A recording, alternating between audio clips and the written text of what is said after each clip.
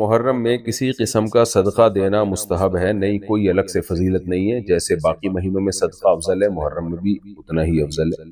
محرم میں مسجد میں خصوصی درس دینا سنت ہے، کوئی الگ سے سنت نہیں ہے، اس کی کوئی الگ سے کوئی فضیلت نہیں ہے۔ باقی کوئی دینا چاہے تو جیسے ہر مہینے میں روزانہ درس ہوتا ہے محرم میں بھی ہو سکتا ہے۔ محرم میں فاسٹنگ اور چیریٹی کا کیا تعلق ہے؟ کوئی تعلق نہیں ہے، روزہ رکھنا 10 محرم کو رکھیں اور چیریٹی بھی روزے میں کریں تو روزے میں ویسی ہر نیکی کا ثواب بڑھ جاتا ہے۔ اب ہم آگے چلتے ہیں۔ آج ہم نے جو چوتھا پارہ پڑھا اس کی پہلی آیت ہی بڑی خاندانی ہے۔ لن تنالوا البر حتى تنفقوا مما تحبون۔ اللہ کہتے ہیں تم نیکی کی حقیقت کو اس وقت تک نہیں پہنچ سکتے جب تک محبوب چیز اللہ کی راہ میں صدقہ نہ کرو۔ آج صدقے خیرات تو ہم کرتے ہیں لیکن اتنا کرتے ہیں کہ دل میں تکلیف نہ ہو، تو کبھی کبھار ایسا صدقہ کر دینا چاہیے کہ دل پہ تھوڑے سے آرے چل رہے۔ تو اللہ کہتے ہیں نیکی کی حقیقت تو تب پتہ چلے گا کہ تم اللہ پر ایمان رکھتے ہو۔ تو کبھی کبھار، میں نہیں کہہ رہا ہمیشہ کرتے رہیں، اس سے تو ایسا نہ ہو ہارٹ اٹیک سے مر ہی نہ جائے گا۔ اللہ اپنی محبت کے دعوے کو دلیل کے بغیر قبول نہیں کرتا، دلیل کے بغیر قبول نہیں کرتا۔ تو آرے تھوڑا سا گھسائی ہونی چاہیے دل کی۔ ہمارے حضرت ایک شعر پڑھا کرتے تھے، آئینہ بنتا ہے رگڑے لاکھ جب کھاتا ہے دل، کچھ نہ پوچھو دل بڑی مشکل سے بن پاتا ہے دل۔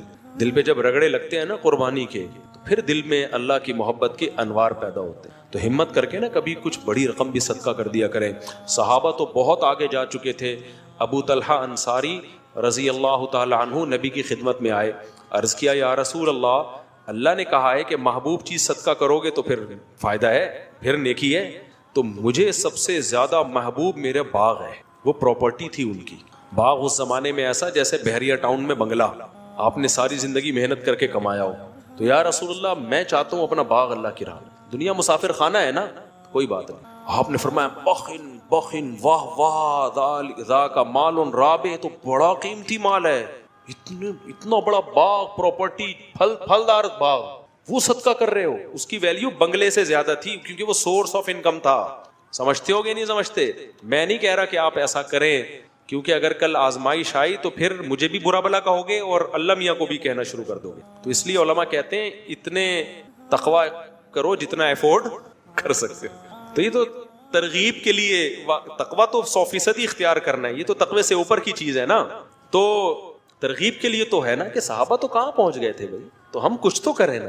کبھی زندگی میں کوئی پلاٹ ہم نے اللہ کے لیے ہبہ کیا، ہم نے کبھی زندگی میں ہم نے کوئی بڑا اماؤنٹ نکالا؟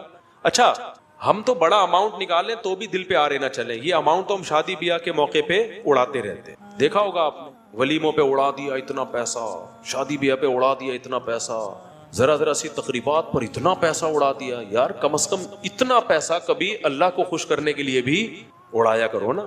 ہاں اڑانا کہاں ہے یہ بڑا مسئلہ ہے، لوگ بعض دفعہ بڑا اماؤنٹ خرچ کرتے ہیں، غلط جگہ پہ کر دیتے ہیں۔ جب آپ خرچ کرو، ہم نے اپنے علماء سے سنا ہے کہ صدقہ خیرات بھی بہت سوچ سمجھ کے کرنا چاہیے۔ اللہ کی نعمت کو ضائع مت کرو، مستحق سے مستحق کو تلاش کرو۔ اگر دینی مدرسے میں دینا ہے تو دیکھو کہ اس دینی مدرسے کا محتمم 2 نمبر تو نہیں ہے، ایسا تو نہیں کہ یہ مدرسے کی 4 دیواری کے نام پہ نوٹ چھاپنے کی مشین لگائی ہوئی ہے اس لیے، کیونکہ میں نے دیکھا ہے کوئی بھی داڑھی ٹوپی ویسٹ کوٹ میں آئے گا، 4 یتیم بچے اس نے جمع کر لیے، آ کے دکھائے گا تو لوگ چیک کاٹ کے دے رہے ہو، یہ 10 لاکھ، یہ 20 لاکھ، یہ 1 کروڑ۔ دھندا بنایا ہوا ہے لوگوں نے بھائی یہ کمانے کا۔ داڑھی بس ٹوپی ہو اور تھوڑا سا چہرے پہ نور بور ہو، کریم وریم لگا دیا آپ نے، سیٹ صاحب کے پاس گئے، ہمارا مدرسہ ہے، یہ تصویر دیکھو اٹھا کے۔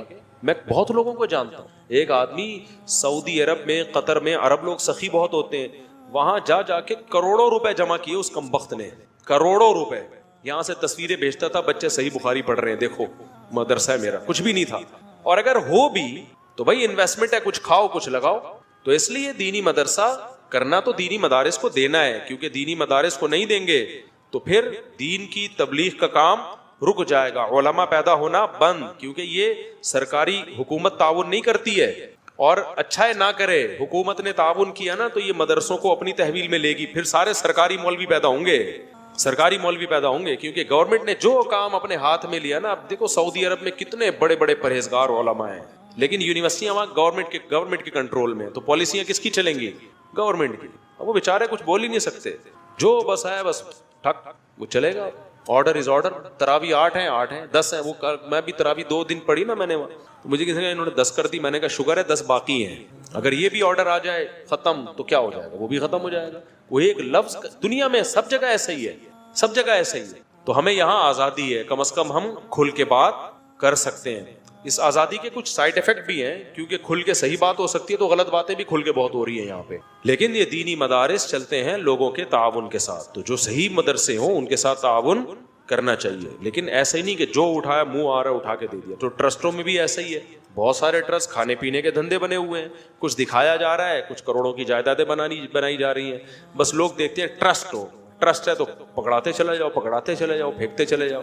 تو کچھ تھوڑا سا خدا کا خوف کرو. کیوں آپ اپنے پیسوں کو اس طرح سے ضائع کر رہے ہو؟ جب آپ تجارت میں پیسہ لگاتے ہو آپ 100 دفعہ تحقیق کرتے ہو اچھی سی اچھی جگہ پہ لگے پیسہ, تو صدقہ کرنے میں بھی کیا کرنا چاہیے بھائی؟ تحقیق کرنی چاہیے کہ آپ کا پیسہ ضائع نہ ہو, کیونکہ اس کے پھر نقصان زیادہ ہوتے ہیں آپ غلط لوگوں کو اگر دیتے ہو. تو اللہ کہتے ہیں محبوب چیز تھا. تو حضرت ابو طلحہ نے کہا یا رسول اللہ میرا باغ اللہ کے لیے. تو آپ صلی اللہ علیہ وسلم فرمایا واہ واہ کیا خوبصورت بہترین مال. پھر آپ نے فرمایا یہ سارا پیسہ یعنی باغ جو ہے اپنے چچا زاد بھائیوں کو دے دو. یہ ہے اسلام کی خوبی. اسلام رشتہ داری جوڑنے کو جتنی ویلیو دیتا ہے, میں کیوں بار بار 4 شادیاں بچے پیدا چیخ کیوں رہا ہوں؟ میں پاگل تھوڑی ہوں. آپ کو کیا میں پاگل نظر آتا ہوں؟ میرا دماغ خراب ہے. آپ کے بچے پیدا ہونے سے مجھے کیا فائدہ ہوگا؟ وہ جب تک بڑے ہوں گے ہم تو مر چکے ہوں گے. آپ کہہ سکتے ہیں نا فائدہ یہ ہوگا کہ بڑے ہو کر میرا شکریہ ادا کریں گے. مفتی صاحب آپ کا بہت شکریہ, آپ کے بیانات سن کے ہمارے ماں باپ نے نسل روکی نہیں اور اتفاق سے ہم بھی اسی سلسلے میں پیدا ہو گئے. وہ تو جب تک بڑے ہوں گے ان میں سمجھ آئے گی ہم شاید مر چکے ہوں, اور شکریہ ادا کر کے بھی مجھے کیا ملے گا. تو اسی وجہ سے میں چیختا ہوں کہ اسلام خاندانی نظام چاہتا ہے. اسلام انڈیویجولی لائف کا قائل بولو نہیں ہے, اکیلا نہیں ہے انسان. ماں ہے, باپ ہے, دادا ہیں, دادی ہیں, نانا ہے, نانی ہے, بیوی ہے. 4 نہیں کرو, 1 ہی کر لو ٹائم پہ, لیکن نسل مت روکو. پھر بیٹے ہوں, بیٹیاں ہوں, پوتے ہوں, نواسے ہوں, بہویں ہوں, داماد ہوں. یہ ہے انسان کی نیچرل لائف, اور اسی میں انسان کا سکون ہے. اور اس میں توکل کس پہ کرنا ہے؟ اللہ پہ. خرچے پورے کرے گا اللہ. سمجھتے ہو کہ نہیں سمجھتے؟ لوگ کہتے ہیں گراؤنڈ ریئلٹی کو بھی تو دیکھو, زمینی حقیقت کو بھی تو دیکھو. مہنگائی دیکھو اور بچے پیدا کرتے چلے جائیں. گراؤنڈ ریئلٹی دیکھو, لیکن اس آنکھ سے دیکھو جو چشمہ اللہ نے آپ کو لگا کے دیا ہے. سیکولر اور لبرل لوگوں کی آنکھ سے دیکھو گے تو گمراہ ہو جاؤ گے. عقل کا استعمال جب وحی کی نگرانی میں ہوتا ہے تو عقل صحیح سوچتی ہے, اور وحی کی تعلیمات کے بغیر ہوتا ہے تو عقل گمراہی کی طرف لے کے جاتی ہے. انہی عقل پرستوں نے تو ہومو سیکسولیٹی کو لیگل کر دیا نا. تو یہ وہ عقل ہے جو خدا کی تعلیمات سے بغاوت کر کے استعمال ہو رہی ہے. تو گراؤنڈ ریئلٹی ایک طرف یہ کہتی ہے نا مہنگائی غربت, گراؤنڈ ریئلٹی یہ کہتی ہے کہ بچے جب پیدا ہوتے ہیں تو ماں کی چھاتیوں میں فوراً دودھ آ جاتا ہے. اس کا مطلب جس نے پیدا کیا وہ غافل نہیں ہے, تو وہ دوسرے میں بھی دے گا. آپ کہہ سکتے ہو دودھ آ رہا ہے نا بھائی, اس وقت ضرورت دودھ کی ہے اس لیے دودھ آ رہا ہے. اللہ بتا رہا ہے کہ جس وقت جو چیز کی ضرورت ہوگی وہ میں دے دوں گا. دودھ پیدا کرنا تو سب سے مشکل کام تھا, باقی چیزیں تو انسان پیدا کر لیتا ہے, دودھ نہیں پیدا کرتا. آج تک کوئی کمپنی دودھ پیدا نہیں کر سکی ہے ماں کا دودھ, اور اس کا آلٹرنیٹ بھی پیدا نہیں کر سکی. اللہ کہتے ہیں جو چیز تم پیدا کر نہیں سکتے تمہارے ہاں بچہ پیدا ہونے پہ وہ پیدا کر دیتا ہوں. تو اسکول کی فیسیں تو آسان ہے, سمجھ میں آتی ہے بات کہ نہیں آتی ہے؟ یہ تو زیادہ آسان ہے. تو اس لیے نبی نے رشتہ داری جوڑنے, تو آپ نے حکم دیا حضرت ابو طلحہ کو کہ یہ باغ کس کو دے دو, کیونکہ ان کے چچا زاد بھائی غریب تھے. تو کس کو دے دو بھائی؟ تو آج رمضان میں یہ عزم کرو کہ ہمارے قریب ترین رشتہ داروں میں جو غریب ہوگا ہم نے اس کے ساتھ تعاون کرنا ہے. جن کو اللہ نے دولت دی ہے نا وہ منتھلی باندھ دے اماؤنٹ.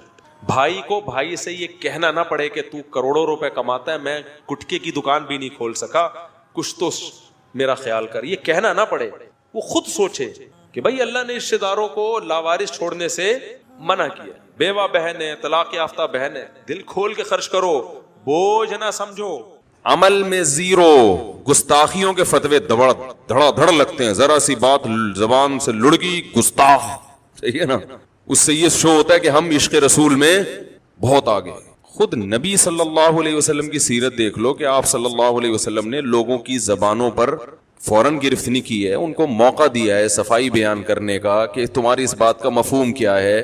تو ان چیزوں میں آگے ہو گیا مسلمان, اور جو صحیح اسلام تھا جس میں اللہ کی عبادت، کیا اسلام کو ڈیفائن کیا 2 لفظوں میں نبی صلی اللہ علیہ وسلم نے فرمایا اسلام یہ نصح للہ ولی رسولہ ولی عامۃ المسلمین، سب کے ساتھ اچھا سلوک، اللہ کے ساتھ بھی، رسول کے ساتھ بھی، اور عام مسلمانوں کے ساتھ جن کے ساتھ رہتے ہیں، سب اچھا کرو سب کے ساتھ.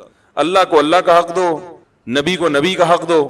نبی کا حق کیا ہے؟ درود شریف پڑھنا، آپ کے لیے دعا کرنا، آپ سے محبت کرنا، آپ کی سنت کو اختیار کرنا، آپ کے دین کو دنیا میں نافذ کرنے کے لیے کوشش کرنا، آپ کو آخری نبی سمجھنا.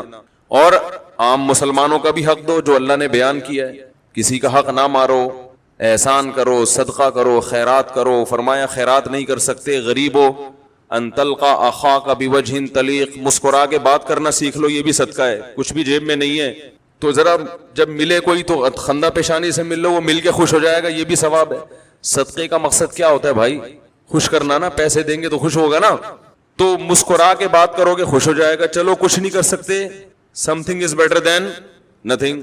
یہاں تک فرمایا کہ اپنے آپ کو جہنم کی آگ سے بچاؤ. کچھ بھی نہیں ہے، آدھی کھجور صدقہ کر دو، کسی کو کھلا دو، خوش ہو جائے گا. بھائی غریب آدمی کے پاس آدھی کھجور تو ہوتی ہے نا. تو ان چیزوں کو ہٹا کے رسومات، میں اصل ٹاپک کی طرف آ رہا ہوں، ابھی جو میرا ٹاپک ہے اس کو چھوڑوں گا نہیں انشاءاللہ، لیکن پہلے درمیان میں ہم تو مختلف اسٹیشنوں پہ تھوڑا تھوڑا دودھ پتی چائے کا انتظام بھائی جاتے ہیں تو کہیں نہ کہیں تھوڑا بہت تو دونے والے تو لے ہی لیتا ہے نا انسان. لوگ کہتے ہیں نا دسترخوان لگا ہوا ہے کھانا کھا لو، آپ کہتے ہیں پیٹ بھرا ہوا ہے نا، دونے والے تو لے لو یار. تو اب راستے میں جو اہم ٹاپک آ رہے ہیں تو ان میں دونے والے تو چلیں گے نا، ورنہ پھر یہ الگ سے اس کو موضوع بنا کے بات مشکل ہو جاتی ہے. تو جو اصل اسلام تھا نا، مسلمان نے اس کو چھوڑ دیا ہے، صدقے کو رسم بنا لیا ہے. صدقہ کی حقیقت کیا تھی بھائی؟ اللہ کے حقوق اور مخلوق کے حقوق، یہ 2 چیزوں کا نام ہے نا اسلام. اللہ کے حقوق کیا ہے بھائی؟ 5 وقت نماز کی پابندی کرو، زکوٰۃ ادا کرو، رمضان کے روزے رکھو، زندگی میں 1 دفعہ حج کرو. اور مخلوق کے حقوق کیا ہیں؟ رشتہ داری جوڑو، ٹوٹنے سے بچاؤ رشتہ داری کو، اور اس میں سب سے زیادہ خیرات، صدقہ کھلاؤ. پیسہ بچا کے سانپ بن کے نہ بیٹھو، بیوی بچوں پہ، والدین پہ، رشتہ داروں پہ، پڑوسیوں پہ، اور جہاں بھی تمہیں دیکھتا ہے کوئی ضرورت مند ہے اس پہ خرچ کر کر کے اپنے آپ کو جہنم کی آگ سے بچانے کی کوشش کرو. صدقہ اللہ کے غضب کو ٹالتا ہے. اس کا فلسفہ یہ تھا کہ مخلوق کی خدمت، اس کو بھی ایک رسم بنا لیا ہے. خدمت گئی تیل لینے، معذرت کے ساتھ رسم، فلاں موقع پہ یہ پکے گا، چاہے غریب کو اس کی ضرورت، حلیم کی ضرورت ہے غریب کو محرم میں، بتاؤ یار. اور بھائی جان غریب کی جتنا پیسہ حلیم کی دیکھ پہ لگ رہا ہے، وہ چپکے سے کسی غریب کو پکڑا دو، اس سے زیادہ خوش ہوگا یہ پوری رات جو گھوٹے لگاؤ گے اپنا بھی پسینہ بہاؤ گے. ہاں آپ انٹرٹینمنٹ کہہ سکتے ہیں اس کو مذہب نہیں کہیں گے. صدقے کا بکرا یہ کہاں سے آیا بھائی؟ یہ کیا ہے صدقے کا بکرا؟ بکرا کیوں؟ گائے کیوں نہیں؟ مرغی کیوں نہیں؟ پیسے کیوں نہیں؟ لوگ آ کے مجھ سے پوچھتے ہیں کہ فلاں بیمار ہے تو بکرا نکال دیں صدقے کے لیے. میں نے کہا صدقے کا مقصد کیا ہے؟ کہہ رہے کسی غریب کی حاجت. میں نے کہا بھائی حاجت پیسوں سے پوری ہوگی بکرے سے ہوگی؟ اس نے کہا جی پیسے 25,000 کے بکرے کے بجائے 25,000 کسی کو دے دیں گے زیادہ خوش ہوگا نا. تو کہتے ہیں کیا بکرا حرام ہے اسلام میں؟ بکرا کاٹنا حرام؟ اب جاہلانہ سوال ہے یا نہیں ہے؟ یہ ایسا ہی ہے جیسے میں کسی کو کہوں کہ بھائی تم ایسا کرو کہ 38 درجن انڈے صدقہ کرو. میں کسی کو فتویٰ دوں کہ تمہارے گھر میں بیماری ہے تو کتنے درجن؟ 25,000 کے کتنے انڈے آئیں گے؟ جتنے بھی آئیں گے. فرض کر لو کہ 50 درجن آتے نہیں ہے، لیکن ایک مثال دے رہا ہوں. یا 1000 درجن انڈے، 1000 درجن انڈے خرید کے صدقہ آملیٹ بنا کے غریبوں کو کھلاؤ. اب کوئی کہے کہ مفتی صاحب آپ نے کہا کہ 1000 درجن انڈے خرید کے 25,000 کے آملیٹ بنا کے غریبوں کو کھلائے، تو اس کا مقصد کیا ہے؟ کیا غریبوں میں انڈوں کی کمی ہے کہ وہ جو انڈے میں جو وٹامن ہوتا ہے، پروٹین ہے، اس کی کمی ہو گئی ہے غریبوں میں؟ ڈاکٹروں نے ان غریبوں کو کہا ہے کہ ان کو دنیا کے کھانے کی ہر چیز ہے مگر ان کے پاس بیچاروں کے کھانے کے لیے انڈے نہیں ہیں. اگر کسی ڈاکٹر نے ریفر کیا ہے تو 50 اس ٹائپ کے غریب آپ کو ریفر کر کے دیے ہیں کہ ان کے پاس دنیا کی ہر چیز ہے، انڈا خریدنے کے پیسے نہیں ہیں، تو بھی پیسے دے دو نا. لیکن چلو یہ انڈا خرید ہی نہیں سکتے کہیں سے، اور انہوں نے زندگی میں کبھی انڈا نہیں کھایا، اور ان کی سب سے بڑی تمنا کیا ہے؟ آملیٹ. تو مفتی صاحب سمجھ میں آتا ہے کہ ان کو انڈے خرید کے دے دیے جائیں، انڈے کا صدقہ کیا جائے. لیکن بلا وجہ 25,000 کے انڈے خریدنا، اس میں ٹینشن وہاں سے لاؤ، ٹوٹنے کا بھی اندیشہ، تو مقصد کیا ہے؟ غریب کی حاجت ہے نا، میں کہوں ہاں حاجت پوری کرنا ہے تو بھائی پیسے دے دو، 25,000 روپے دے دو اس کو، یا راشن ڈلوا دو. اب میں دلیل میں کہوں کہ انڈے صدقہ کرنا حرام ہے اسلام میں، اور میں حدیث سے ثبوت پیش کروں فلاں صحابی نے انڈے کا صدقہ کیا ہے، انہوں نے ایک مرغی کا انڈا کسی کو بطور صدقہ دیا تھا، اس موقع پر یہ دلیل جہالت کی علامت ہوگی کہ نہیں ہوگی؟ میرے جب بیان آیا نا اسلام میں صدقے کا بکرا نہیں ہے، بعض نے کہا فلاں موقع پہ فلاں صحابی نے بکرا کاٹا تھا. او بھائی جان، اس وقت بکرے کی ضرورت تھی کسی کو، یا ان کے پاس صدقے کے لیے اور کوئی چیز نہیں تھی؟ تو جہاں پیسوں کا ہوتا ہے گوشت کا بھی ہو جاتا ہے. آپ تو باقاعدہ بازار سے جا کے بکرا کاٹ کے لا کے غریب کو کھلا رہے ہو، جبکہ آپ کو کسی نے نہ غریب نے کہا کہ مجھے بکرا چاہیے، نہ آپ کے لیے سہولت بکرے میں تھی، اور نہ غریب کا اس میں فائدہ ہے.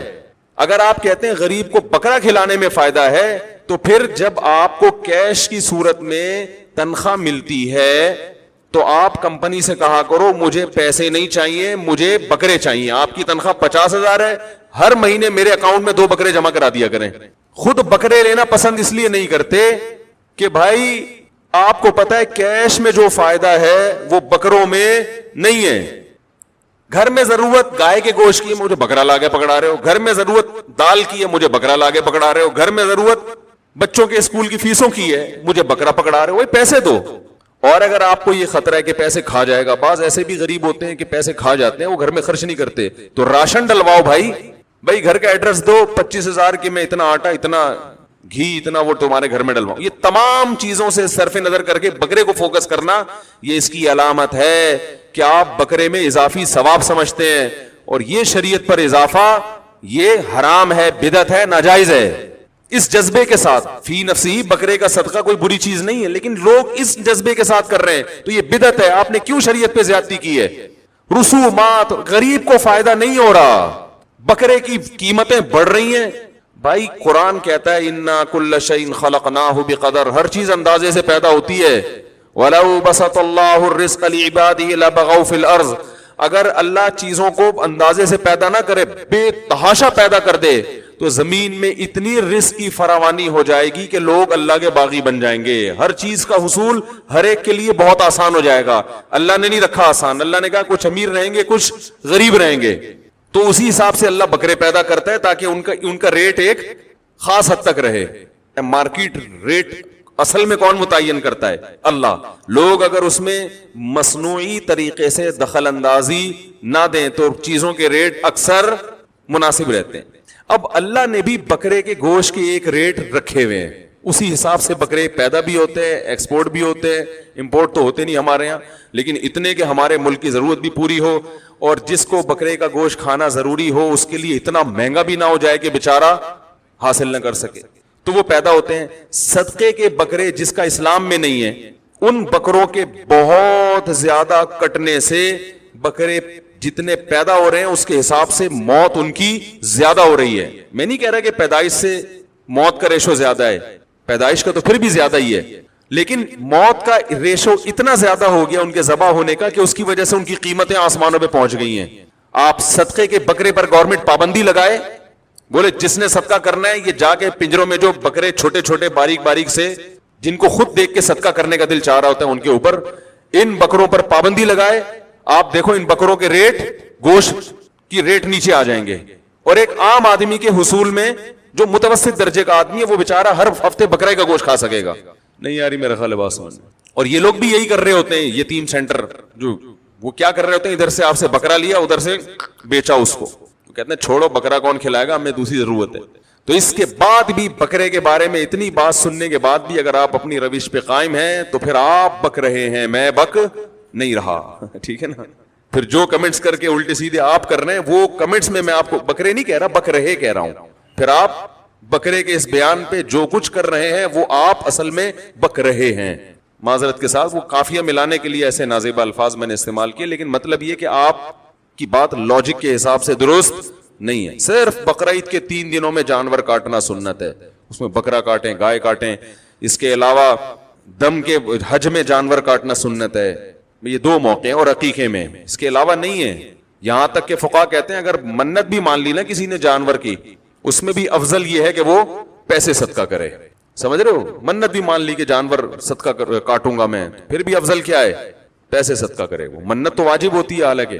تو نبی صلی اللہ علیہ وسلم نے قانون سازی جو کی، نقصان کس کو ہو رہا تھا؟ مالداروں کو. مزے میں کون آ رہا تھا؟ غریب. لیکن آپ نے مالداروں کی پرواہ نہیں کی.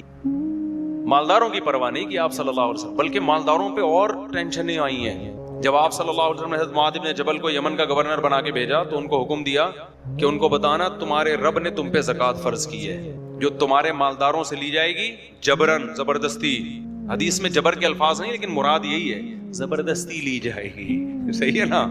دی کس کو جائے گی؟ وَتُرَدُّ إِلَىٰ فُقَرَاء يُؤْخَذُ مِنْ أَغْنِيَائِهِمْ، انہی کے مالداروں سے لے کے وَيُرَدُّ إِلَىٰ فُقَرَائِهِمْ، اور انہی کے فقیروں میں بانٹ دی جائے گی. ہم نہیں لیں گے وہ، ورنہ حکومتیں کہتی ہیں، گورنمنٹ کہتی ہے کون لے گا؟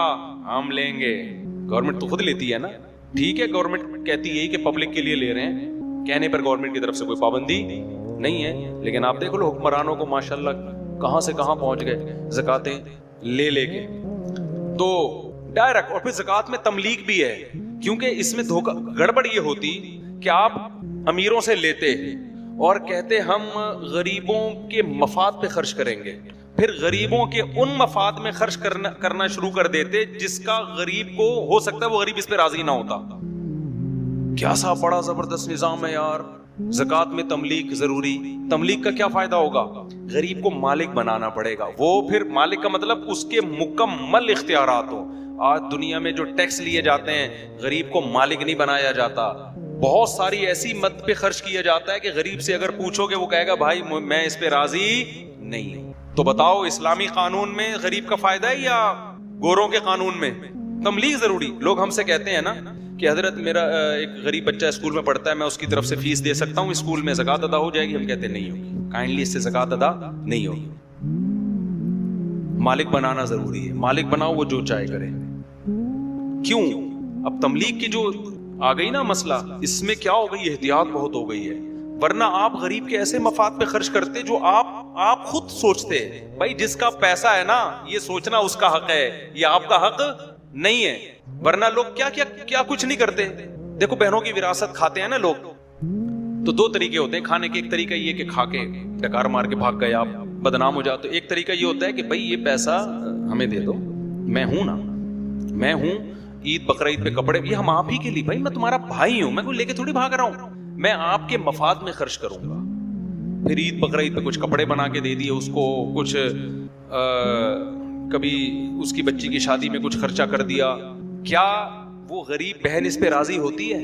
اس سے پوچھا جائے وہ کہے کہ بھائی جتنی میں اپنی خیر خواہ ہوں نا، جتنا مجھے اپنے بارے میں پتا ہے کہ مجھے بقرعید کے کپڑے بنانے ہیں یا عید کے کپڑے بنانے ہیں، یہ مجھے زیادہ پتا ہے. اس کی مثال دیکھو، آپ جب تنخواہ لیتے ہو آفس سے، تو اگر وہ 1,00,000 روپے تنخواہ تھی، آپ کے باس کہے کہ اب آپ کو 1,00,000 نہیں ملیں گے، ہم آپ کے مفاد میں اس کو خرچ کریں گے، آپ کے قوم کے وسیع تر مفاد. آپ جب بیمار ہوگے تو علاج کون کرائے گا؟ ہم کرائیں گے. آپ کی گاڑی کو کچھ ہو گیا تو مسئلہ ہمارا ہے. آپ بولو گے تو مجھے دے دے بھائی، میں جتنا اپنے آپ کو بہتر سمجھتا ہوں آپ نہیں سمجھتے. کائنڈلی یہ نصیحت کسی اور کو نا، مجھے پیسے پکڑا، مجھے پتا ہے میرے، وہ کہہ رہے نہیں ایکچولی دیکھیں علاج اتنا مہنگا ہو گیا ہے نا، ایکچولی ہمیں پتا ہے آپ بے وقوف ہو، آپ 1,00,000 روپے ضائع کر دو گے، ایکچولی ہم آپ کے خیر خواہ ہیں، ایکچولی آپ کہہ گئے ایکچولی کو ایک طرف رکھ، مجھے چاہیے پیسہ. اگر پھر بھی نہ مانے تو پھر آپ اس کو پتہ ہے کیا کہنا؟ آپ کہنا ایکچولی میں کل سے آفس نہیں آؤں گا، آپ نے جو میرے ذمہ کام لگایا ہے نا، ایکچولی یہ کیل یہاں ٹھوکنے کے بجائے اگر میں ادھر ٹھوک دوں گا نا، اس سے کمپنی کو زیادہ فائدہ ہوگا. ایکچولی یہ جو آپ مجھے کہتے ہیں نا صبح صبح کہ بجلی کا بٹن آن کر دیا کرو، آف کر دیا کرو، میں آف رکھوں گا تاکہ آپ سولر پہ آ جاؤ. ٹوپی ڈرامے لگانا شروع کر دو گے نا. ان ٹوپی ڈراموں سے بچنے کے لیے اسلام نے کیا کہا؟ غریب کو پکڑا بھائی، پیسہ مالک بنا اس کو. ہاں وہ غریب جو نابالغ ہے اس کو ڈائریکٹ دینے میں نقصان ہے. نابالغ بچے میں شعور نہیں ہوتا، اس لیے اس کا ولی اس کا باپ ہے، تو اس کی وراثت اس کی، اگر باپ غریب ہے تو نابالغ بچے کی زکوٰۃ کس کو دی جائے گی؟ اس کے باپ. لیکن پھر اس کے باپ پر پابندی ہے، 1 روپیہ بھی نہیں کھا سکتا اس میں.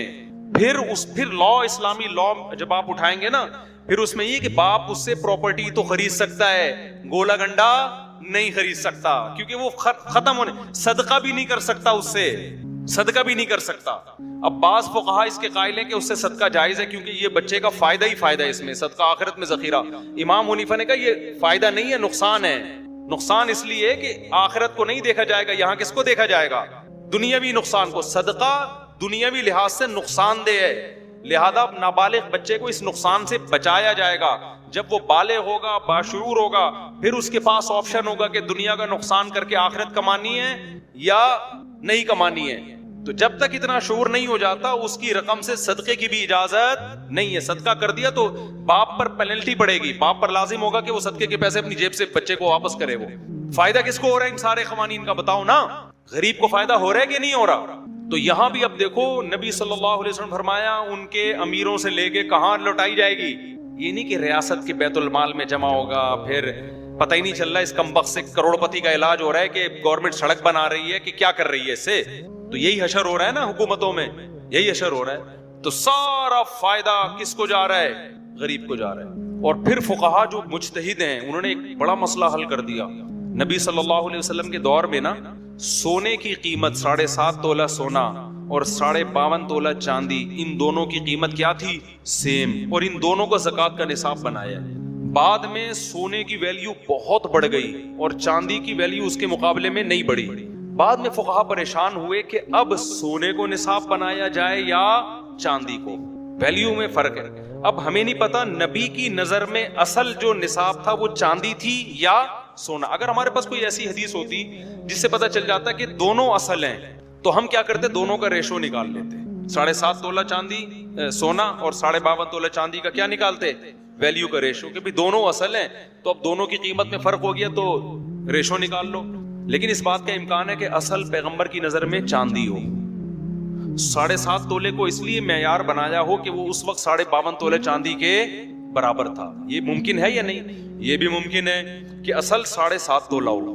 52.5 کو اس لیے معیار بنایا کہ وہ 7.5 کے بولو برابر. اب فقہا پریشان ہوئے تو فقہا نے کیا کیا؟ 52.5 تولے چاندی کو بنایا. وجہ اس کی یہ کہ جب انہوں نے اجتہاد کیا دیکھا قرآن و سنت ہر جگہ فیور کس کو دے رہا ہے؟ غریب کو. نہیں یہی بات سمجھ میں.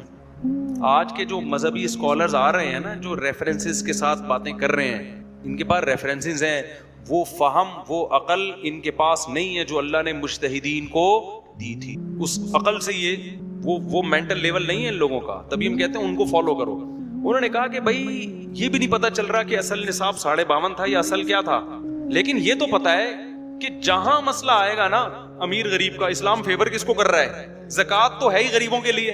تو انہوں نے کہا بھائی ہر دور میں وہ نصاب اصل رہے گا جس کی ویلیو کم ہے تاکہ زیادہ لوگوں پہ زکوٰۃ واجب ہو. رکھی بھی کیوں ہے تو نے چاندی, رکھا ہوا کیوں ہے تو نے سونا؟ اس کا مطلب اضافی ہے نا, غریبی کھا رہا ہے. نکال اس سے ان لوگوں کو کا حق جن کے پاس یہ چاندی یا سونا نہیں ہے, کیونکہ 7.5 تولے کو نصاب بنایا جائے تو بہت کم لوگوں پہ زکوٰۃ واجب ہوگی, جبکہ مالدار تو بہت زیادہ ہیں اور بہت سارے غریب زکاتیں لینے سے محروم. تو نصاب اس کو بنایا جائے گا جو کیا ہے. آج اگر 52.5 تولے چاندی کی ویلیو بہت زیادہ ہو جاتی ہے, کل علماء کا فتویٰ چینج ہو جائے گا کہ اب قیمت دیکھنی ہے 7.5 تولے کی. ہو سکتا ہے آپ لوگ بولے ابے یار اتنے عرصے سے یہ بولتے رہے 52.5 تولہ چاندی کی اصل معیار ہے, پرانی ساری کتابوں میں یہ لکھا ہے, اب کیا معیار ہو گیا 7.5 تولہ. یار یہ تو مولوی ایک جگہ ٹکتے ہی نہیں ہے بھائی, وہ ٹکے ہوئے ہیں ایک ہی جگہ. اصول وہی ہے کہ جو سستا ہوگا معیار اس کو. اس کا مطلب فقہا بھی ماحول سے متاثر نہیں. اب بھی بہت سے لوگ ہمیں آگے تنگ کرتے ہیں, ابے بھائی 1 تولہ سونا ہے, تھوڑے سے پیسے ہیں, تو یہ کیا 52.5 تولہ مفتی صاحب. میں کہتا ہوں بھائی جان تم نے 52.5 تولہ چاندی رکھی ہوئی کس خوشی میں ہے؟ ٹھیک ہے نا, یہ اضافی غریبیاں ہیں تو نکالو نا پھر اللہ کا حق. میں سمجھا پا رہا ہوں. یہاں بھی ایک اور مسئلہ بھی. اچھا اس میں امام حنیفہ تو بہت زیادہ غریب کو فائدہ دیتے ہیں. بعض فقہا کے نزدیک دوسرے فقہ میں ریشو بھی ہے کہ سونے چاندی کا ریشو نکالا جائے گا, لیکن فقہ حنفی میں بہت زیادہ فیور دیا گیا ہے. تملیک بھی امام حنیفہ کا قول ہے کہ مالک بنانا ضروری. وہ کہتے ہیں کیونکہ قرآن میں للفقراء فقیروں کا حق ہے, تو کہتے ہیں لام اصل میں تملیک کے لیے ہوتا ہے. ہم کہتے ہیں نا الحمدللہ تمام تعریفیں کس کے لیے ہیں؟ اللہ کے لیے. تو لی میں لام سے پتہ چلتا ہے تعریفوں کا مالک کون ہے؟ اللہ. تو لام جو ہے نا عربی میں اصل میں مکمل اختیارات کے لیے آتا ہے. مکمل اختیارات جب ہی ہوتے ہیں جب پراپر مالک بنایا جائے کسی کو. تو قرآن کہہ رہا ہے للفقراء، زکوٰۃ کس کا حق ہے؟ فقیروں کے لیے. تو یہاں بھی لام کا لفظ بتا رہا ہے کہ پراپر مالک بنانا پڑے گا. یہ میں مثال سے سمجھاتا ہوں. آپ نے زکوٰۃ کے پیسوں سے کھانا خریدا، غریب کے سامنے رکھ دیا کہ کھاؤ، اس سے زکوٰۃ ادا نہیں ہوگی، کیونکہ زکوٰۃ وہ اب مالک آپ ہو، اپنی ملکیت میں اس کو آپ کھلا رہے ہو. اباحت ہے یہ. اباحت کہتے ہیں کسی کے لیے ایک چیز کو کی پرمیشن دے دینا. جیسے جب آپ کی کوئی دعوت کرتا ہے، آپ اس کے، بس یہ مثال دیکھیں نا، بیان ختم کر رہا ہوں. کسی کے گھر جاتے ہیں، وہ بریانی، کوفتے، کباب لا کے رکھتا ہے، تو مالک کون ہوتا ہے؟ وہ ہوتا ہے نا. لیکن اس نے اپنی ملکیت آپ کے لیے حلال کر دی ہے. اس عمل کو کہتے ہیں اباحت، مباح کر دیا، اجازت دے دی. تو جب آپ اس چیز کو کھا رہے ہوتے تو اس کی ملکیت میں کھا رہے ہوتے ہو، وہ آپ کی ملکیت میں داخل نہیں ہوتی. اور ایک ہوتا ہے کہ بریانی کی ٹرے پکڑا کے کہنا یہ آپ کو گفٹ ہے. جیسے صبح شام گھروں میں تحفے آ رہے ہوتے ہیں، گفٹ میں کیا ہوتا ہے؟ آپ خود بھی کھا سکتے ہو، پیک کر کے ڈبے بنا کے مارکیٹ میں بولو بیچ بھی سکتے ہو. اسلام کہتے ہیں غریب کو زکوٰۃ میں کھانا کھلانا جائز نہیں ہے. کھانے کا مالک بنا دو گے پھر جائز ہے. آپ پلیٹ پکڑاؤ کہ آپ اس کے مالک ہو، آپ کی مرضی بھائی، کھاؤ یا بیچ دو، آپ کی مرضی. اللہ تعالیٰ نے سورہ الحاقہ کی ان آیات میں تھوڑا سا جنت کا نقشہ کھینچا ہے کہ جس کا اعمال نامہ دائیں ہاتھ میں دیا گیا، فَيَقُولُ، وہ کہے گا، ہَاؤمُ اقْرَءُوا کِتَابِیَہ، ارے لوگو میرا اعمال نامہ پڑھو. خوش ہوگا بہت زیادہ. انی ظننت انی ملاق حسابیہ، مجھے یقین تھا کہ ایک دن میرے عمل کا بدلہ مجھے ملنے والا ہے. فَهُوَ فِي عِیشَةٍ رَاضِیَہ، اللہ کہتے ہیں وہ ایسے عیش میں ہوگا کہ وہ زندگی اس سے خوش ہوگی. دیکھو شیطان کیا کرتا ہے، آپ کو دین کی طرف آنے نہیں دیتا، لیکن جب آپ دین کی طرف آ جاتے ہو نا اور شیطان مایوس ہو جاتا ہے تو پھر مذہب کے نام پہ آپ کی صلاحیتوں کو غلط جگہ لگانا شروع کر دیتا ہے. شیطان مایوس ہو جاتا ہے نا، اس کو پتا ہے کہ اب اس نے مذہب کو فالو کرنا ہے، دین کی طرف یہ آ گیا ہے. اب کیا کرتا ہے شیطان؟ کہتا ہے لیبل مذہب کا لگا ہو، کام وہ کرواؤ جس سے اس کی آخرت میں ترقی نہ ہو. شیطان کا ہدف کیا ہے؟ شیطان کا ہدف ہے انسان کو جنت میں جانے سے روک دینا. سمجھ رہے ہو؟ یہ اس کا ٹارگٹ ہے. شیطان کا جو پلاننگ کرتا ہے نا، وہ ہماری طرح بے وقوف نہیں ہے کہ ہمیں منزل کا پتہ ہی نہیں ہے اور پلاننگ کرتے چلے جا رہے ہیں. جس آدمی کو یہی نہ پتا ہو کہ میری منزل کیا ہے، میں نے جانا کدھر ہے، تو وہ سفر کی پلاننگ کر سکتا ہے بھائی؟ کوئی بھی پلاننگ نہیں ہوگی نا. پلاننگ ہمیشہ ٹارگٹ ہوتا ہے کوئی جس کو اچیو کرنا ہے، اس کے لیے پھر دماغ لڑایا جاتا ہے، بیٹھا جاتا ہے یار اب میں نے کیا کرنا ہے. آپ کا ایک ہدف ہے، آپ نے باکسنگ کا مقابلہ جیتنا ہے، تو اس کے لیے آپ پلاننگ کرو گے، بیٹھو گے یار روزانہ ذرا میں پریکٹس کروں، مکے لگاؤں، وہ بورا بھر کے اتنے پروٹین روزانہ میں نے لینے ہیں، ایسے کرنا ہے ویسے کرنا ہے. آپ کو پتا ہوگا نا، اس میں کنفیوژن نہیں ہوگی کہ میں نے کرنا کیا ہے. لیکن آپ کو پتہ ہی نہیں میں نے اچھا باکسر بننا ہے، میں نے اچھا باڈی بلڈر بننا ہے، میں نے اچھا تاجر بننا ہے، میں نے اچھا ڈاکٹر بننا ہے، پتہ ہی نہیں. تو پلاننگ کرو گے. اب آپ پلاننگ کر رہے ہیں نا، کوئی پوچھ رہا ہے کس چیز کی پلاننگ ہو رہی ہے، آج کاپی پینسل لے کے بیٹھے ہوئے ہو، اپنا اسکیجول لکھ رہے ہو، تو آخر تمہارے ذہن میں کیا ہے؟ کہہ رہے ہیں ذہن میں تو کچھ بھی نہیں ہے، ویسے ہی پلاننگ کر رہا ہوں میں. تو کہے گا پہلے کھوپڑی کا علاج کراؤ، اس کے بعد جا کے پہلے تو آپ اپنے دماغ کو درست کرنے کی پلاننگ کرو. تو جس کا سامنے کوئی ہدف نہیں ہوتا وہ اگر پلاننگ کر کے بیٹھ جائے تو وہ بھی دنیا کا بہت بڑا بے وقوف. ایسا ہی ہے نا. اور اس سے بڑا بے وقوف وہ ہے جس کا ہدف کچھ اور ہے، پلاننگ کسی اور چیز کی کر رہا ہے. کیا خیال ہے؟ آپ نے بننا ہے ڈاکٹر، اچھا ڈاکٹر بننا ہے، یہ آپ کا ہدف ہے کہ میں پاکستان کا بہترین سرجن بنوں گا. پلاننگ کیا ہو رہی ہے؟ صبح اٹھ کے دوڑ رہے ہیں، مکے شکے لگا رہے ہیں، جم میں ویٹ اٹھا رہے ہیں، یہ پلاننگ ہو رہی ہے. اگلا کہے گا یار یہ اچھا پلاننگ میں یہ کر رہے ہیں نا کہ میں روزانہ اتنا دودھ پیوں گا اور اتنے ویٹ اٹھاؤں گا، اور اس کے لیے کام کرنا شروع کر دیا آپ نے، اتنا روزانہ بھاگوں گا. اگلا کہہ رہا ہے یار تو نے کرنا کیا ہے؟ کہ جی میں نے ڈاکٹر بننا ہے. تو ابھی حرکتیں تو تیری ڈاکٹروں والی لگ نہیں رہی ہیں. ڈاکٹر بننا ہوتا تو کوئی اسٹڈی روم بنا رہا ہوتا، اس میں ساؤنڈ پروف کمرے کا انتظام کر رہا ہوتا کہ شور و غل کی آواز نہ آئے، میڈیکل کالج میں ایڈمیشن کے لیے لوگوں سے پوچھ رہا ہوتا بھائی کتنے نمبر چاہیے. ٹھیک ہے یہ بھی چیز بھی ضمن جاگنگ واگنگ بھی ہوتی ہے, صحت بھی اس کا ایک حصہ ہے. زیادہ فوکس کس کو کرتا؟ ایجوکیشن کو فوکس کرتا. وہ ہے نا ایک آدمی کے پاس ایک شخص آیا بقرعید کا بکرا بیچنے کے لیے. اب یہ جو دلال ہوتے ہیں نا یہ اپنی چیز کی ایسی خوبیاں بیان کرتے ہیں کہ یہ بھول جاتے ہیں کہ ہم نے اتنا غلو کر دیا ہے کہ کچھ اور بنا دیا ہے. تو وہ کہنے لگا یہ جو بکرا ہے نا ایسا بکرا ہے کہ آپ گوشت کی بوٹی پھینکو گی جھپک کے پکڑے گا جا اور ایسے جھپٹ کے حملہ کرتا ہے, ایسے یوں کرتا ہے, کلابازیاں کھاتا ہے. اس نے کہا یار بیچنے تو بکرا آیا ہے, اس کے جو اوصاف بیان کر رہا ہے اس سے یہ کتا لگ رہا ہے مجھے. صفت جو بیان کر رہا ہے وہ کتوں کی بیان کر رہا ہے اور بیچنے کی بات کس کی کر رہا ہے؟ بکرے کی. اب وہ پھنس گیا بیچارہ. تو کہتا ہے اصل میں اس کا کتوں کے ساتھ اٹھنا بیٹھنا زیادہ رہا ہے. تو کچھ کوالٹیز اس میں کتوں کی بھی آ گئی. تو پلاننگ آپ کا ہدف یہ ہے کہ ڈاکٹر بننا ہے اور پلاننگ کر رہے ہو بورا لٹکا کے اس پہ روزانہ اس کو کیا کر رہے ہو؟ مکے مار رہے ہو. ایسا ہی ہے نا. تو یہ بھی بہت بڑا بے وقوف ہے. ہماری قوم کے ساتھ تو بڑا مسئلہ یہی ہے کہ اس کو پتہ ہی نہیں ہم نے کرنا کیا ہے فیوچر میں, لیکن پلاننگ سارے کر رہے ہوں گے. صبح سے دیکھو ایسے سارے افلاطون بنے ہوئے ہوں گے نا بیٹھ کے آج یہ کرنا ہے آج وہ کرنا ہے. کیوں کرنا ہے بھائی تو نے یہ آج کیا؟ ہدف کیا ہے؟ ہدف کا کسی کو پتہ ہی نہیں ہے. کچھ نہ رستے کا پتہ ہم کو نہ منزل کی خبر, جا رہے ہیں جس طرف ہم کو لیے جاتا ہے دل. ہمارے شیخ حضرت مفتی رشید احمد صاحب رحمہ اللہ تعالی یہ شعر اللہ کی محبت میں پڑھا کرتے تھے. کیا ہو گیا؟ ہمارے شیخ حضرت مفتی رشید احمد صاحب کسی ایک ٹاپک کو لے کے بیان شروع کرتے تھے بعض دفعہ, جیسے غیبت کے خلاف بیان کرنا ہے یا حسد کے خلاف بیان کرنا ہے. درمیان میں کہیں اللہ کی محبت کا ذرا سا تذکرہ آ جاتا نا تو ان کا پورا ٹاپک ہی چینج ہو جاتا تھا. پھر وہ اللہ کی محبت میں اشعار پڑھنا شروع, ایک دم ان کی جو کیفیات ہیں وہ نظر آتا تھا چینج ہو گئی ہیں. بس اللہ کا نام لینے میں, اللہ کی صفات بیان کرنے میں, اللہ کی محبت کی باتوں میں ان کو بہت مزہ آتا تھا. تو وہ ٹاپک ہی چینج ہو جاتا تھا ان کا. اس وقت یہ شعر پڑھتے تھے کہ ہماری منزل تو کچھ اور تھی جو بیان ہم لے کے چلے تھے, لیکن دل ہمیں کہیں اور لے گئے. ہمارے حضرت کے بھی عجیب ہی حالات تھے. بیان سے پہلے نا اتنی لمبی دعا کرتے تھے کہ ہم کہتے تھے کیونکہ عصر سے مغرب تک بیان کا ٹائم ہوتا تھا, دور دور سے لوگ آتے تھے. ہمارے حضرت کا معمول نہیں تھا ہاتھ اٹھا کے دعا مانگنے کا. جب بھی کوئی دعا کا کہتا ہاتھ اٹھائے بغیر ہی اس کے لیے دعا کر دیتے تھے.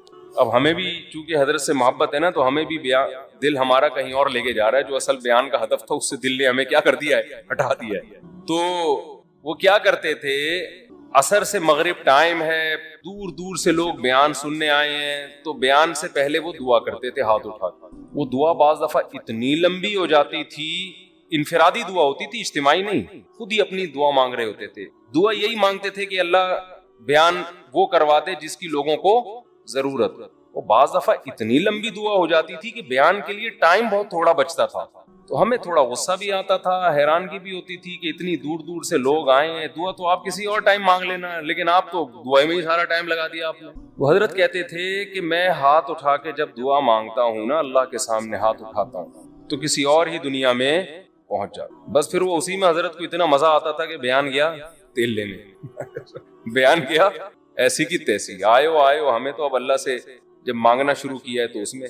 لیکن وہ پھر تھوڑی دیر کا بیان ہوتا تھا, حالانکہ نہ کوئی اس میں زمین آسمان کے قلابے ملائے جاتے تھے, نہ کوئی خطابت کے جوہر, سیدھے سادے بیانات ہوتے تھے.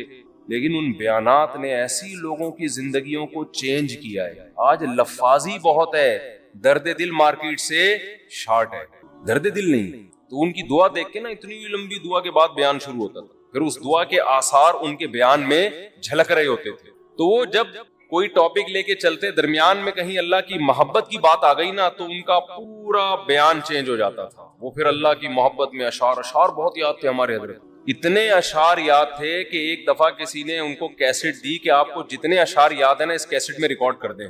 میرے خیال ہے 1.5 گھنٹے کی وہ کیسٹ تھی. تو حضرت شاعری کرتے کرتے کرتے کرتے کیسٹ پلٹ دی, کرتے کرتے کیسٹ ختم ہو گئی مگر حضرت کے اشعار ختم نہیں ہوئے.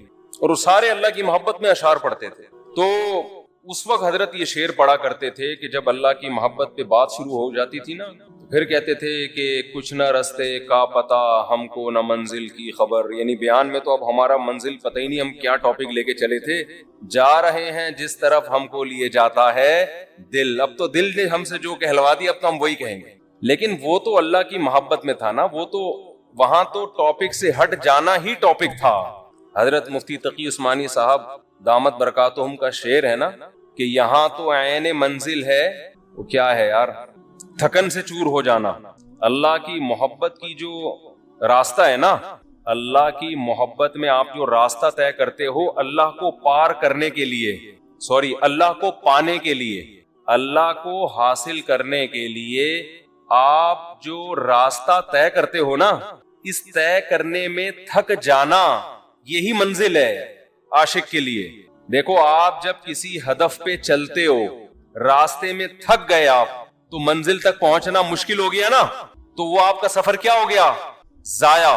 لیکن حضرت مفتی تقی عثمانی صاحب رحمہ اللہ نے بڑا پیارا شعر کہا کہ اللہ کی راہ میں اللہ کو پانے کے لیے تھک جانا ہی منزل ہے. اللہ یہی چاہتے ہیں کہ تھک جاؤ بس, تم اس تھکاوٹ سے ہی میں ملوں گا. کیا کریں, وہ ذوق ہی نہیں ہے. ابھی میں کرکٹ کی باتیں شروع کر دوں, ابھی میں عمران خان پہ وہ سیاسی تبصرے شروع کر دوں, شادیوں کی باتیں شروع کر دوں, بہت مزہ آئے گا ایک دم.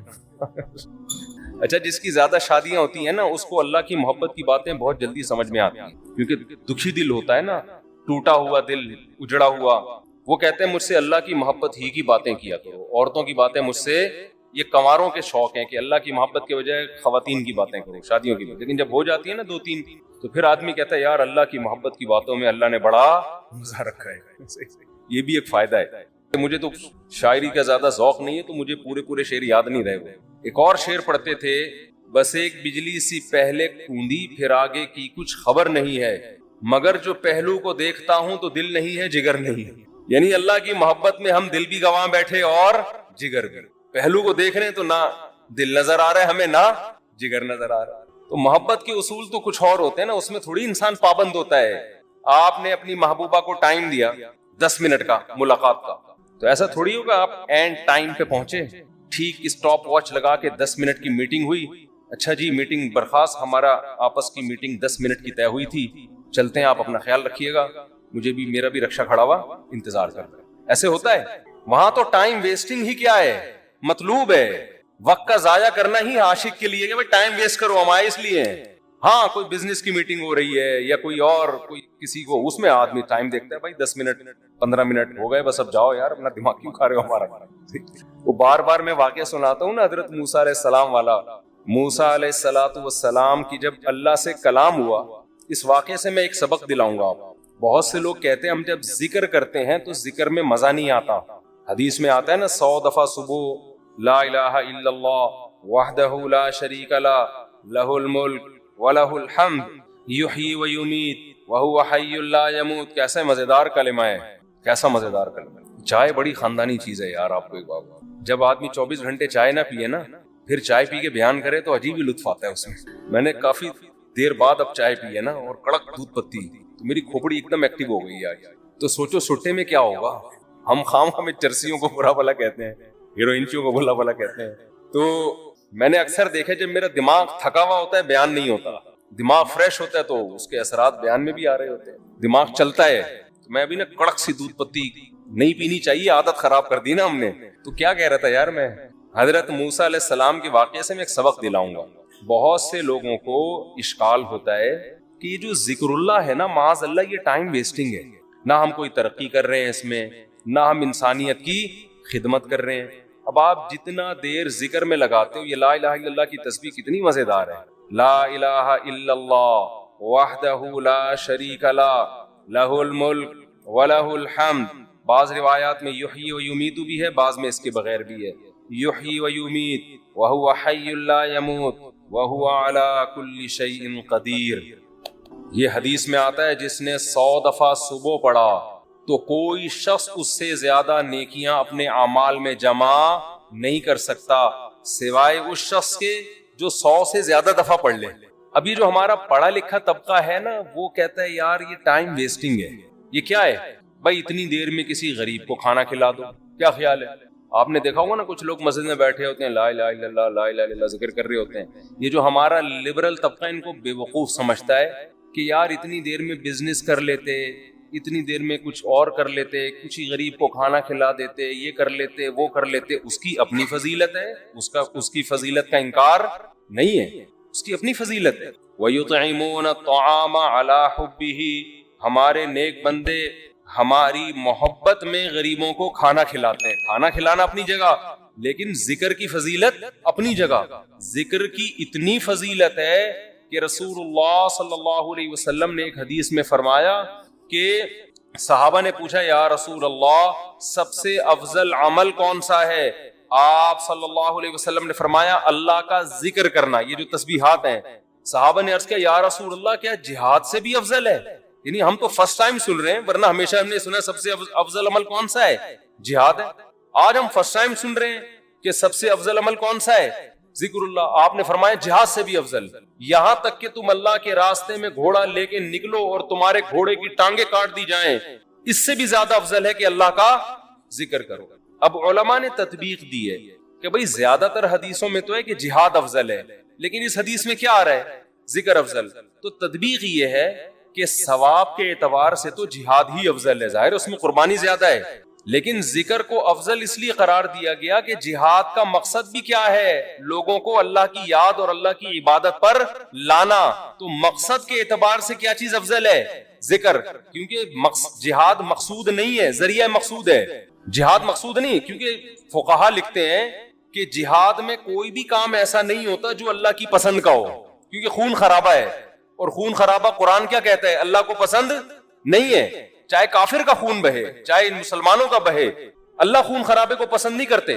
لیکن اس لیے خون خرابہ پسند کیا جا رہا ہے کہ اگر یہ نہیں ہوگا تو تمہارا خون خرابہ ہو جائے گا, پھر صحیح ہے نا, کفر غالب آ جائے گا اور فساد زنا پھیلا دے گا, دنیا میں برائی پھیلا دے گا.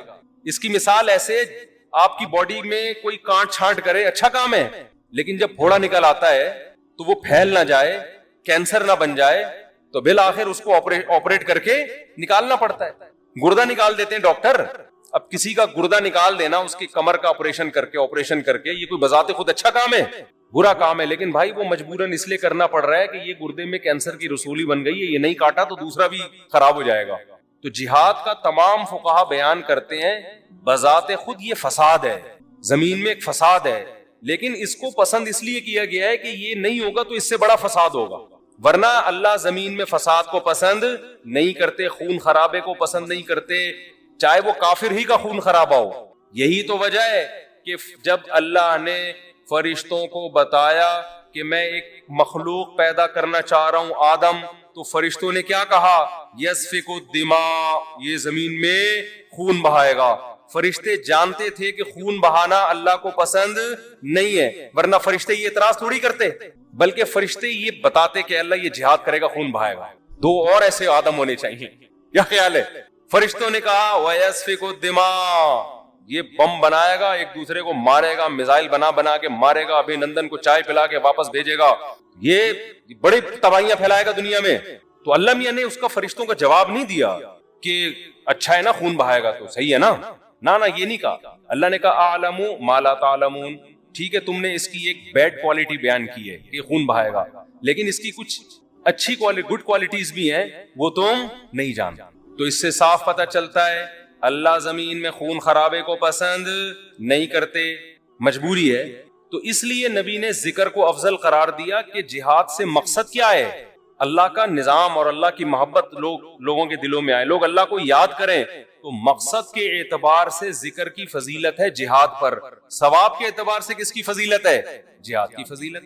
ظاہر ہے وہ ذکر کرنے والے کا کیا جا رہا ہے, لیکن جہاد میں تو آپ کے خون بہتا ہے, آپ کا بہت بڑی قربانی دینی پڑتی ہے. تو اب میں عرض کر رہا تھا کہ ہمارا جو لبرل طبقہ ہے نا, جو خوش قسم کے لوگ ہوتے ہیں, جو بڑے آج کل براڈ مائنڈڈ بنے پھرتے ہیں, اسلام کے فلسفیانہ انداز سے آپ ان سے بڑی لمبی چوڑی تقریریں کروا لیں, لیکن اللہ کا ذکر نہیں کرتے.